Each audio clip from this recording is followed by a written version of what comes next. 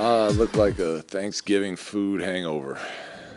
Uh, Golden State's obviously, a premier team in this league, and I didn't even think they were great tonight. They were good. They were better than us. I thought our guys played hard. Uh, we just didn't play. We didn't play hard and smart tonight. And obviously having three starters out, having to play guys out of position and big minutes. I think you know made the challenge more difficult, but we didn't play well enough to really make it a game at any time in the second half. Do you think that sloppiness came from the fact that you had two master units and you guys were playing with guys that you're not comfortable with, or do you Well, I think it's part of that. I think it's part that Golden State is really good, and they have versatile lineups. They can switch everything. I mean, Draymond's picking up Brandon Ingram 90 feet from the basket and forcing turnovers, and Kevin Durant's switching out on stuff. So it takes you out of your offense, and there's ways to take advantage of that, but you have to be well versed in what you're doing, and we're still in the early stages of what we're doing. And they did a good job of taking us out of our rhythm that we like to play in. And you know, I think that with the fact that we're missing, you know, three starters too. I mean, Nick and Julius bring probably more energy to the team than anyone else that we have, just by the way they play, and obviously D'Angelo having the season that he is.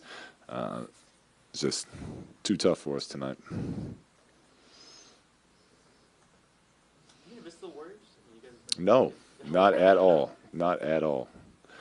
I have their phone numbers. We can talk. I'm very, very thankful in the spirit of Thanksgiving that we do not see them for a long, long time. What did you see with Brandon Ingram and then start for him? He struggled shooting wise, but That was funny. I honestly, until I looked at the stat sheet closer at halftime, I thought Brandon played a really solid first half. I mean, he was 1 for 10, but just from watching the flow of the game and how he was being aggressive, um, looking to attack the paint and score, I thought he played well. When you're a young, developing team like you guys are right now, how discouraging, for lack of a better word, for is it to have these games without D'Angelo, without Julius, just to prevent you from continuing building on this? Well, that part of it's very frustrating. Obviously, missing time with key guys, but you always gotta, you always gotta find the good in everything. And right now, Jose getting to play, Marcelo, even though they're older, they still deserve to be on the court by the way that they approach it, practice every day. It gives other people like Brandon an opportunity to play big minutes against, Kevin Durant. I mean, guy probably idolized him growing up. And that's, so there's always something good you can take from situations, but overall it's pretty frustrating being in this process and not having some of the young core of what we're doing. do you have any indication when Jordan Clarkson plays, whether he's in the starting lineup or whether he's coming off the bench, or he's kind of interchangeable? Um, I mean, since we've been here, he's I think clearly been better playing coming off the bench, but there's not much of a sample size to really compare the two. And the bench unit has been so good together, that it's I don't think it's fair to really make that judgment off the short time we've been here. You said the starting lineup obviously going to be lacking energy with those two guys in particular I out. didn't say that.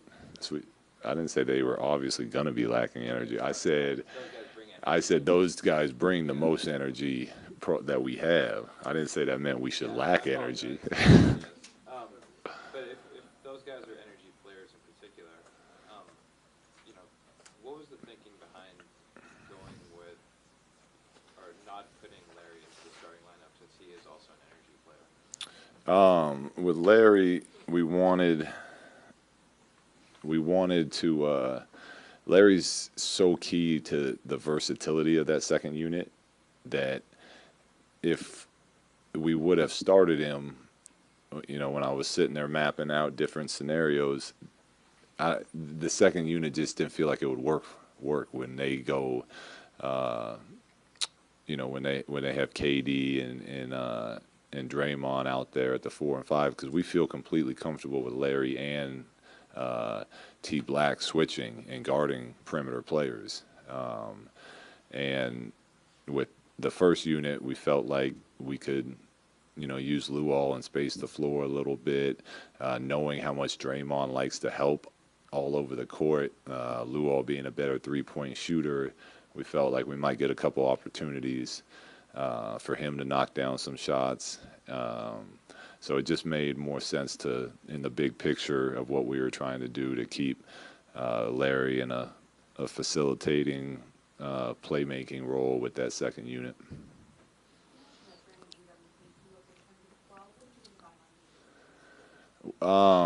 He made some nice defensive plays tonight. I just like how engaged he was tonight.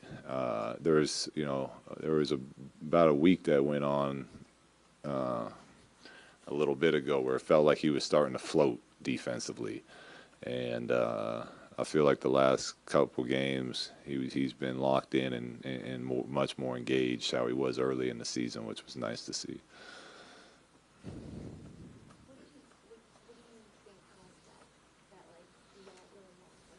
I have no idea. I don't. We talked. I don't know. He tells me he's ready to go. But he's 19, and we play. How many games we played? 17 already. That's more than half a college season, and we're a month into our season. So it's always a big adjustment for rookies, especially young ones. But you'd have to ask him. I don't even know if he knows. It's just what it looked like from the coach's standpoint watching film. He's such a quiet guy. Are you able to read him any better now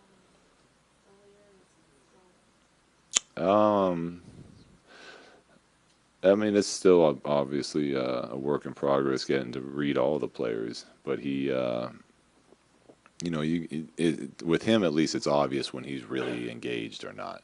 And I felt like the last, 2 games, even though he struggled shooting the ball, that he was very engaged in what we were doing.